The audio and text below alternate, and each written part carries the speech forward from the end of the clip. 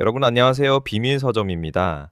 AI 대장주라고 불리던 오라클, 지금 고점 대비 약 45% 폭락했습니다. 시가총액으로 따지면 무려 200조 원이 넘는 돈이 증발한 겁니다. 단순히 많이 올라서 떨어진 걸까요? 아니면 밸류에이션 부담 때문일까요? 아닙니다. 오늘 제가 여러분께 보여드릴 건 그 어떤 애널리스트 보고서에도 나오지 않는 오라클 폭락의 진짜 이유입니다. 그리고 이 영상을 끝까지 보셔야 하는 이유는 간단합니다. 마지막에 제가 말씀드릴 4가지 신호와 반등 가능성, 이걸 놓치면 여러분의 포트폴리오에 똑같은 일이 일어날 수 있기 때문입니다. 자, 시작하겠습니다. 먼저 가장 최근에 있었던 실적 발표부터 보시죠. 오라클이 어닝 서프라이즈를 기록했습니다. 주당 순이익이 시장 예상치를 훌쩍 뛰어넘었죠. 그런데 이상하게도 주가는 폭락했습니다. 왜일까요? 여러분, 이번 달 통장에 돈이 많이 들어왔다고 다 같은 부자가 아닙니다. 월급이 늘어난 게 아니라 퇴직금을 정산해서 주머니를 채운 거라면 다음 달부터는 손가락만 빨아야 할지도 모르죠.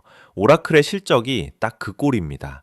발표된 이익 중 무려 27억 달러, 한화로 약 3조 6천억 원이 어디서 나왔는지 아십니까? 엠페어라는 칩 제조회사 지분을 팔아서 얻은 일회성 수익입니다. 본업인 클라우드에서 번 돈이 아니란 얘기죠. 더 충격적인 건 이 일회성 수익을 빼고 나면 실질적인 영업이익 성장은 거의 제자리 걸음이었다라는 겁니다. 특히 핵심인 클라우드 매출은 무려 1년 반이 넘는 시간 동안 단 한 번도 시장 예상치를 달성하지 못했습니다. 투자자들은 이제 알아버린 겁니다. 아, 이 회사가 성장주인 줄 알았는데 자산 팔아서 이익 맞추는 회사였구나. 평소 벌어오는 월급은 계속 줄어드는데 퇴직금 받아서 이번 달 수입이 많다고 좋아하는 백수를 보는 기분이죠. 그런데 더 큰 문제가 있습니다. 바로 현금 흐름입니다. 오라클은 전통적으로 캐시카우, 즉 현금을 잘 만들어내는 회사였습니다. 그런데 최근 분기에 자유현금 흐름이 마이너스 100억 달러, 한화로 약 13조 원을 기록했습니다. 13조 원이 빠져나갔습니다. 1년 전만 해도 플러스 20억 달러 수준이던 현금 흐름이 갑자기 마이너스로 돌아섰다는 건 무엇을 의미할까요? 벌어들이는 돈보다 AI 데이터 센터를 짓는 데 쓰는 돈이 훨씬 빠르다는 뜻입니다. 오라클은 지금 더 빨리 뛰기 위해 거대한 산소통을 등에 맸습니다. 그 산소통이 바로 부채죠. 산소통 덕분에 숨은 쉴 수 있겠지만 그 무게 때문에 무릎이 박살나기 일보 직전인 상황입니다. AI라는 결승점까지 가기 위해 빚이라는 산소통을 맺는데 이제는 산소가 공급되는 속도보다 무릎이 꺾이는 속도가 더 빨라지고 있습니다. 그렇다면 오라클은 어떻게 이 문제를 해결하려고 할까요? 2026년 초 오라클은 충격적인 발표를 합니다. AI 인프라 확장을 위해 450억 달러에서 500억 달러, 한화로 약 60조에서 67조 원 규모의 자금을 조달하겠다는 계획을 내놓은 겁니다. 여기서 주목해야 할 건 조달 방식입니다. 오라클은 지금 양날의 검을 휘두르고 있습니다. 한쪽으로는 주주들의 주식 가치를 깎아먹는 유상증자를, 다른 한쪽으로는 감당하기 힘든 수준의 신규 채권 발행을 동시에 진행하고 있죠. 여러분, 이상하지 않습니까? 부채가 이미 150조 원인데 왜 또 빚을 내면서 동시에 주식까지 찍어내는 걸까요? 답은 간단합니다. 신용등급이 떨어질까봐 빚을 더 못 내니 결국 주주들 주머니를 털어 투자금을 마련하려는 겁니다. 빚낼 자격조차 한계에 다다랐다는 증거죠. 절반가량을 유상증자로 조달하겠다고 밝혔습니다. 예상되는 신주 발행 규모는 무려 1억 2,500만 주에서 1억 5천만 주입니다. 기존 주주들의 지분 가치는 강제로 희석됩니다. 그리고 나머지 절반은 채권 발행입니다. 현재 오라클의 총 부채는 이미 약 1,100억 달러, 한화로 약 150조 원에 육박하는데 여기에 또 수십조 원의 빚을 더 얹겠다는 겁니다. 2026년에 고금리 환경에서 이 정도 부채를 추가로 조달한다는 건 막대한 이자 비용을 발생시킵니다. 실제로 2029년까지 잉여 현금 흐름이 마이너스일 것이라는 전망이 나오고 있죠. 투자자 입장에서는 양쪽 다 최악입니다. 내 주식 가치는 희석되고 회사는 이자 갚기도 벅찬 상황에 몰리는 겁니다. 그런데 설상가상으로 가장 위험한 타이밍에 가장 중요한 사람이 회사를 떠났습니다. 사프라 캐츠. 오라클 성장의 상징이자 월스트리트와의 소통 창구였던 사프라 캐츠 CEO가 2025년 9월 전격 사퇴했습니다. 11년 만에 리더십 공백입니다. 사프라 캐츠는 누구였습니까? 오라클의 돈줄을 쥐고 흔들던 노련한 재무 전문가였습니다. 그가 오라클이라는 거함의 중심을 잡고 있었던 거죠. 이건 마치 사고만 치는 남편 뒷바라지하며 가계부 꼼꼼히 적고 빚 관리 다 해주던 현명한 아내가 나 이제 더는 못 해먹겠다 라며 짐 싸서 나간 상황과 같습니다. 오라클이 그동안 막대한 빚을 지고도 버틸 수 있었던 건 사프라 캐츠라는 노련한 안주인이 있었기 때문입니다.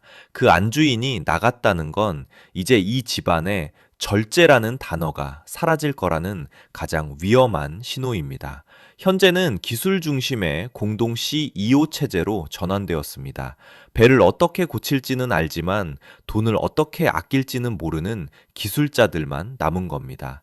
가장 위험한 순간에 배를 가장 잘 알던 선장이 내렸습니다. 여기서 끝이 아닙니다. 2026년 초 오라클은 심각한 법적 리스크에 직면했습니다. 바로 본드 홀더, 채권 보유자들의 집단 소송입니다. 채권자들은 무엇을 주장하고 있을까요?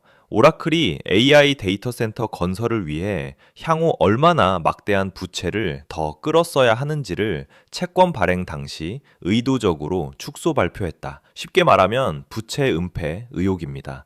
여기에 여러 로펌들이 증권법 위반 집단 소송까지 제기했습니다. 핵심은 이겁니다. 오라클 경영진이 AI 인프라 투자가 당장 매출로 이어질 것처럼 주주들을 기만했지만 실제로는 수익화 가능성이 불투명한 상태에서 무리한 지출만 늘려 주가 하락을 초래했다. 그리고 결정타가 있습니다. 오라클의 신용부도 스왑 CDS 프리미엄이 2008년 금융위기 이후 최고치를 기록했습니다. 이게 무슨 의미냐면 시장이 오라클의 파산 가능성까지는 아니더라도 부채 상환 능력에 상당한 리스크를 느끼고 있다는 증거입니다.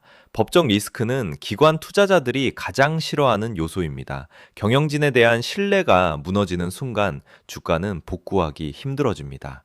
마지막으로 가장 근본적인 문제를 짚고 넘어가야겠습니다. 오라클 클라우드가 성장하고 있다는 건 사실입니다. 하지만 전 세계 점유율은 여전히 3% 내외에 머물고 있습니다.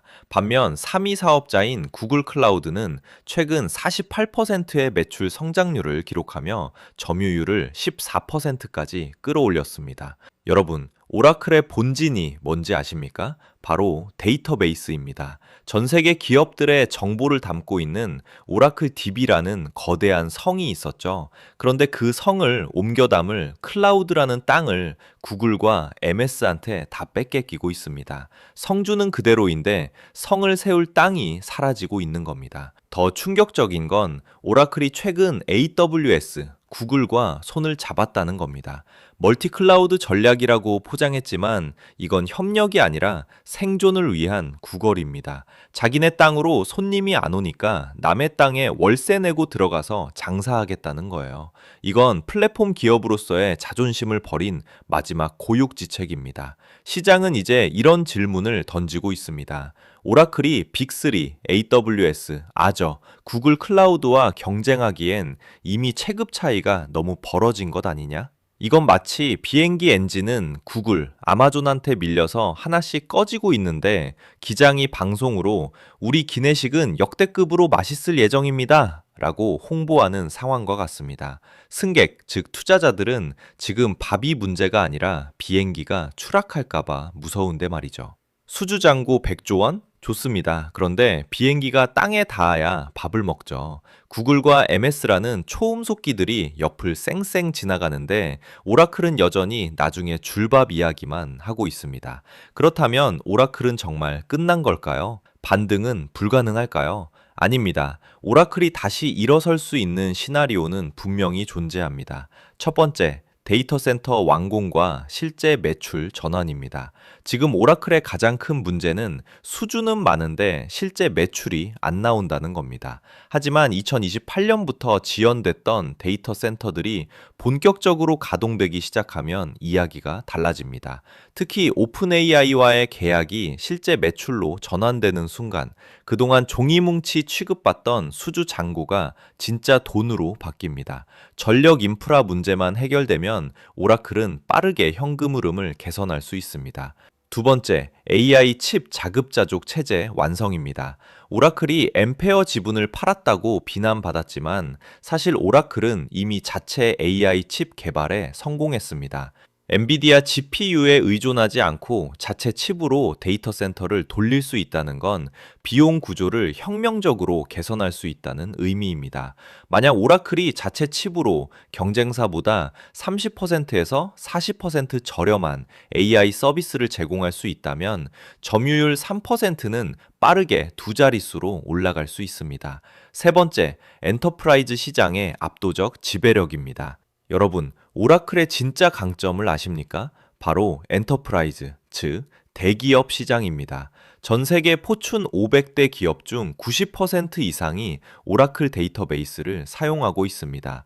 이들 기업은 이미 수십 년간 오라클 시스템에 의존해 왔고 시스템을 바꾸는데 드는 전환 비용이 천문학적입니다. 이 로긴 효과는 오라클의 가장 강력한 해자입니다. AWS나 구글이 아무리 공격해도 대기업들은 쉽게 오라클을 떠나지 못합니다. AI 시대에 이 대기업들이 자신들의 데이터를 어디에 올릴까요? 당연히 자신들이 이미 수십 년간 신뢰해온 오라클 클라우드를 선택할 확률이 높습니다. 그리고 마지막으로 지금의 위기가 오히려 기회가 될 수 있습니다.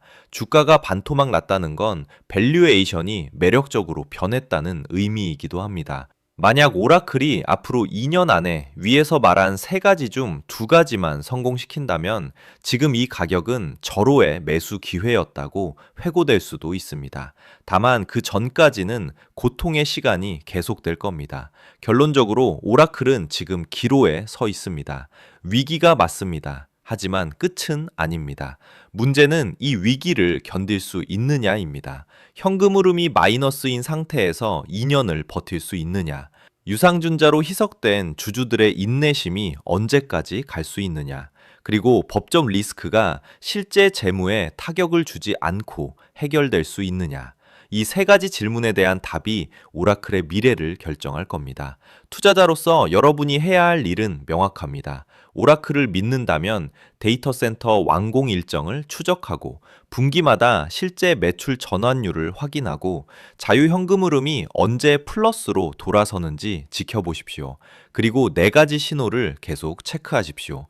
그 신호들이 악화되는 순간 망설이지 말고 빠져나와야 합니다.